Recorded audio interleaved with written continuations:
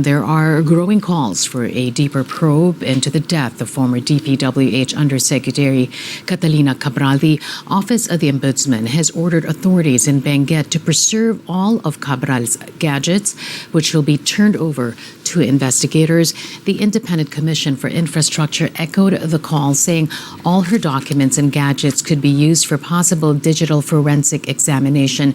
The commission also urged a prompt and thorough investigation to determine what really happened to Cabral, whom they called a central figure in the flood control mess. Cabral was a no-show during the December 15 hearing of the ICI, where she was invited as a resource person. Meanwhile, Akbayan Party List Representative Percy Sandanya raised the possibility of foul play aimed at silencing the former official from revealing what she knows about the corruption scandal.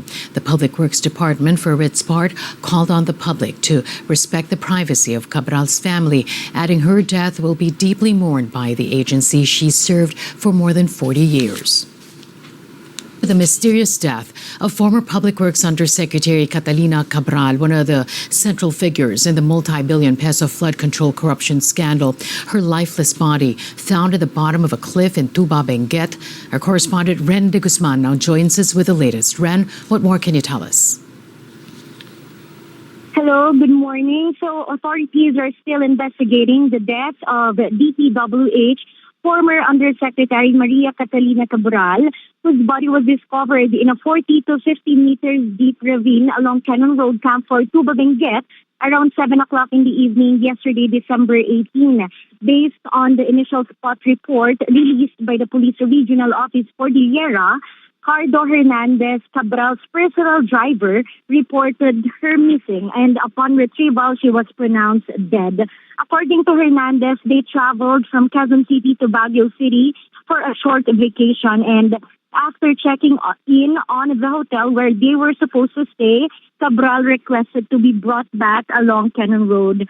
Around 3 in the afternoon, she told Hernandez to leave her for a while so she can enjoy her alone time. And after an hour, the driver went back to check on Cabral, but she was nowhere to be found. So he decided to go back to their hotel to check if his boss already went back ahead of him. But Cabral was not in the hotel, so Hernandez again went to Camp 4.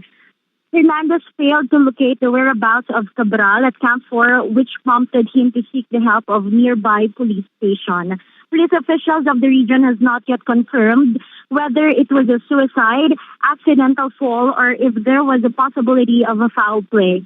The remains of retired Yusek Cabral was brought to Serenity Funeral Homes at Tajangan, Tuba, Benguet. Her kids arrived at the funeral home around 2 o'clock in the morning, but they refused to talk to the media. However, requested that the public respect the privacy of the family during this difficult time. It can be remembered that Cabral was one of the central figures who was implicated in the flood control anomaly. She worked for DPWH for 40 years before resigning last September.